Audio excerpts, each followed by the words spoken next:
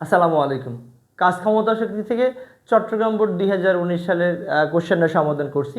কাজ ক্ষমতা শক্তি থেকে কর্মদক্ষতার উপর ডিপেন্ড করে এই কোশ্চেনটা উদ্দীপকটা 1 কিলোওয়াট ক্ষমতার একটি ইঞ্জিন দ্বারা 100 কেজি পানি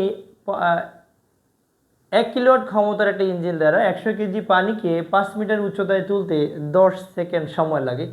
প্রথম কোশ্চেনটা, সম্পূর্ণ পানি উত্তোলন করতে কৃতকাজের পরিমাণ নির্ণয় করতে হবে। সম্পূর্ণ পানি মানে এখানে 100 কেজি পানি, তার কৃতকাজের পরিমাণ আমরা জানি। কৃতকাজ ডাব্লু মানে এক্স্যাক্টলি বিভব শক্তি। নির্দিষ্ট একটা উচ্চতায় পানি উঠাতে হবে, ট্রাঙ্কে পানি উঠাতে হবে, তাহলে এটা অবশ্যই একটা নির্দিষ্ট হাইটে উঠাতে হবে। তাহলে W=mgh মানে বিভব শক্তি। এম এর মান দেয়া আছে, এম এর মান 100 কেজি দেয়া আছে, 100 কেজি। জি এর মান 9.8 metre per second square.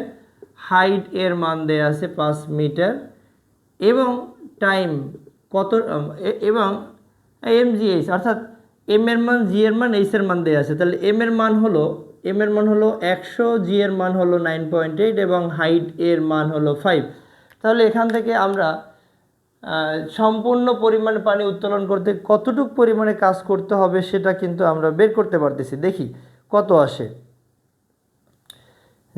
M এর মান হলো 100, এম এর মান হলো 100, জি এর মান 9.8 এবং হাইটের মান হলো 5।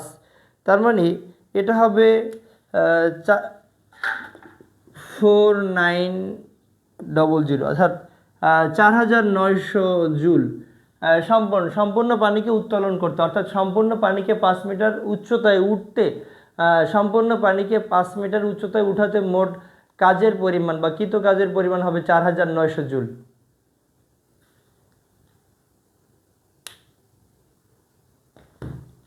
বা এটাকে আমরা লিখতে পারি যে 4.9 ইন্টু 10⁻³ জুল।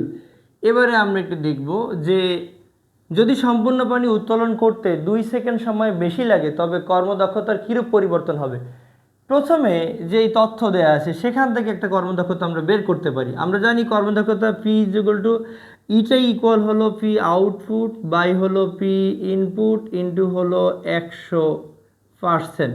তো এখানে কি দেয়া আছে আমরা আবার জানি পি W/T। ডাব্লুকে আবার ভাঙলে পাবো mgh/t। তাহলে এখান থেকে আমাদের যা আছে এম আছে 100 কেজি, জি এর মান তো common 9.8 metre per second square. Height এর মান 5 মিটার, এটাও ফিক্সড। টাইম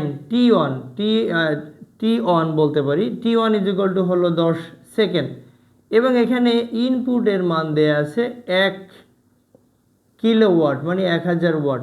তাহলে এটা mgh/t1 ইন্টু হলো 100 বাই হলো ইনপুট ইন্টু এখানে পার্সেন্ট চিহ্ন হবে অবশ্যই। আচ্ছা, এম এর মান হলো 100, জি এর মান 9.8, হাইট এর মান হলো 5 মিটার এবং শতকরার জন্য 100 দিব। টি এর মান হলো 10, ক্ষমতা যন্ত্রের ক্ষমতা হলো 1000। তাহলে এই প্রথম ক্ষেত্রে কর্মদক্ষতা কত আসে আমরা একটু দেখি। 100 ইন্টু 9.8 ইন্টু 5 ইন্টু 100, এটাকে আমরা ভাগ করব 10 ইন্টু 1000 দ্বারা।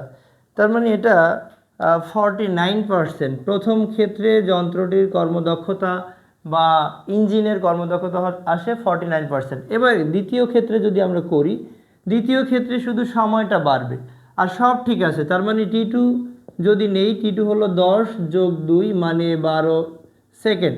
তাহলে এম এর মান কত? এম এর মান অবশ্যই 100, জি এর মান 9.8, হাইট এর মান তাও ফিক্সড আছে। কর্মদক্ষতা 100 হিসাব করতে হয়, এটাও ঠিক আছে এবং শুধু টি এর মানটা চেঞ্জ করব। টি এর মান হলো 12 সেকেন্ড বাই হলো যন্ত্রের ক্ষমতা তাও অপরিবর্তনীয়। তার মানে আমরা যদি এখানে জাস্ট 12 দিয়ে দিই তাহলেই আমরা এই দ্বিতীয় ক্ষেত্রে কর্মদক্ষতা পেয়ে যাব। তাহলে এটা 40.833%। অর্থাৎ যদি সময় বাড়ানো হয় তাহলে কর্মদক্ষতা কমে যাবে। এবারে কর্মদক্ষতার তাহলে পরিবর্তন কেমন হলো, অর্থাৎ প্রথম ক্ষেত্রে কর্মদক্ষতা বেশি, দ্বিতীয় ক্ষেত্রে কর্মদক্ষতা হলো কম।